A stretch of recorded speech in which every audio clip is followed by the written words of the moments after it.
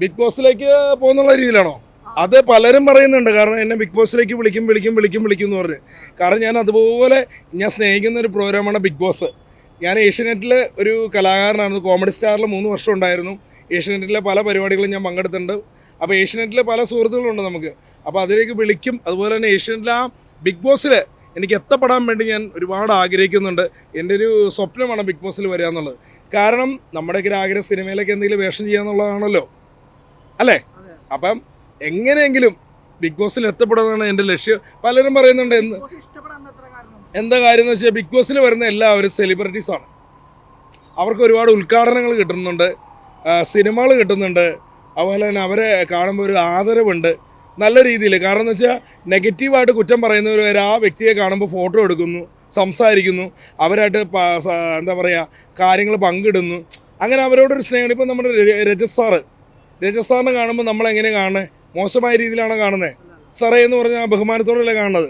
അതുപോലെ നമ്മൾ ഷിയാസ് കരീം, അതുപോലെ പാഷാണ ഷായിച്ചേട്ടൻ, രതീഷ് എന്ന് വേണ്ട എല്ലാവരും ബിഗ് ബോസിൽ വന്നവർ ഒറ്റ ഇതും കൊണ്ട്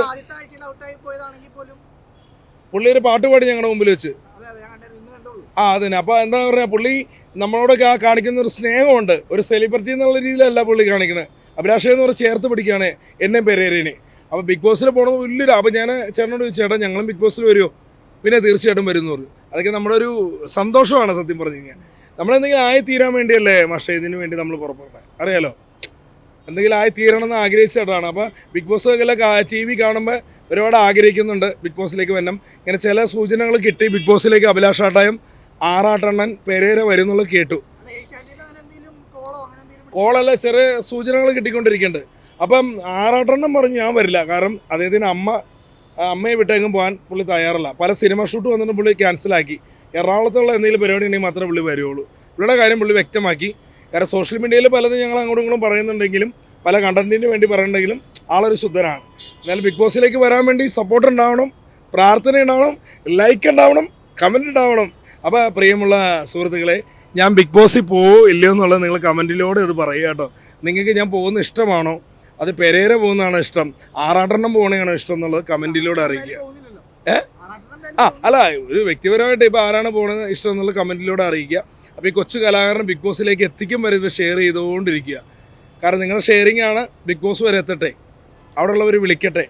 കാരണം ഇതിൽ വന്നെന്ന് വലിയൊരു ആഗ്രഹം തന്നെയാണ് സത്യം പറഞ്ഞാൽ. അതിൽ വന്നെന്നും അതിൽ നിന്ന് പങ്കെടുക്കണമെന്നും വലിയൊരു ആഗ്രഹം തന്നെയാണ്. അതിന് നിങ്ങളുടെ എല്ലാവരും സപ്പോർട്ട് വേണം. സോഷ്യൽ മീഡിയയിൽ നമ്മൾ അങ്ങോട്ടും ഇങ്ങോട്ടൊക്കെ എന്തെങ്കിലും പറയും. കാരണം എന്തെങ്കിലും നെഗറ്റീവായിട്ട് ആരെങ്കിലും പറയുമ്പോൾ തിരിച്ചും നമ്മൾ മറുപടി കൊടുത്തു പോകും ചില സാഹചര്യത്തിൽ. അതൊന്നും മനസ്സിൽ വെക്കരുത് നിങ്ങൾ. അതെല്ലാം മറന്ന് ഈ ചെറിയ കലാകാരനെ സപ്പോർട്ട് ചെയ്യണം എല്ലാവരോടും. തമാശയ്ക്ക് പല കരടി എന്നൊക്കെ വിളിക്കുമ്പോൾ, കുളിക്കാത്തവൻ നനയ്ക്കാത്തവൻ എന്നൊക്കെ വിളിക്കുമ്പോൾ സങ്കടം തോന്നുമ്പോൾ എന്തെങ്കിലുമൊക്കെ പറഞ്ഞു വരും. അത് കാര്യമാക്കി എടുക്കേണ്ട. എല്ലാവരും സുഹൃത്തുക്കളാണ്. അപ്പോൾ നിങ്ങളുടെ സപ്പോർട്ട് ഉണ്ടാവുക, പ്രാർത്ഥന ഉണ്ടാവുക. ബിഗ് ബോസിലേക്ക് പോകാൻ നിങ്ങളുടെ എല്ലാവരുടെയും സപ്പോർട്ട് എനിക്ക് വേണം. Thank you.